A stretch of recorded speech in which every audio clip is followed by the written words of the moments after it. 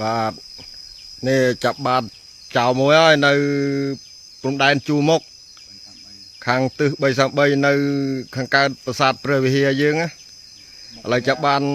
ចៅមួយហើយនេះបានដេកបានពូននេះមើលមុខវាច្បាស់ហ្នឹងឯងប្រាសាទហ្នឹងដេកច្រឡំជុំឲ្យទៅបានដេកបានពូននេះឥឡូវចាប់បានមួយហើយនៅទៀតមិនទាន់អស់ទេអានេះដ្រូនណាមុខពីវិជាការគោ5អានេះវាសំខាន់ជាងទាហានមកស្មើជើងទៀតអានេះណាវាសង្កេតការវាមើលចំណុចយើងឲ្យវារាយការវាអាចវាយលុកយើងស្មើណាក៏បានដែរកងអនុសនាធមទី5នៅកងអនុសនាធមទី5នៅទិស333ឥឡូវចាប់បានមួយហើយនៅវេលាម៉ោងប្រហែលជា3កន្លះ30នាទីទើបចាប់បាននេះថ្ងៃណាថ្ងៃម៉ានហើយថ្ងៃទី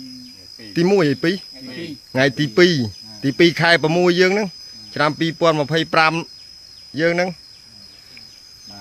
បាទសាតាវាណាខ្ញុំអត់ល្ងុយងោករាល់ថ្ងៃហ្នឹងមើលពោះមើលមុខវាអានេះដូចតាយើងគឺប្រហោះលេងតាមនេះអ្នកមានគេមានលុយទិញប្រហោះលេងអញ្ចឹងហ្នឹងវាដូចតែគ្នាណា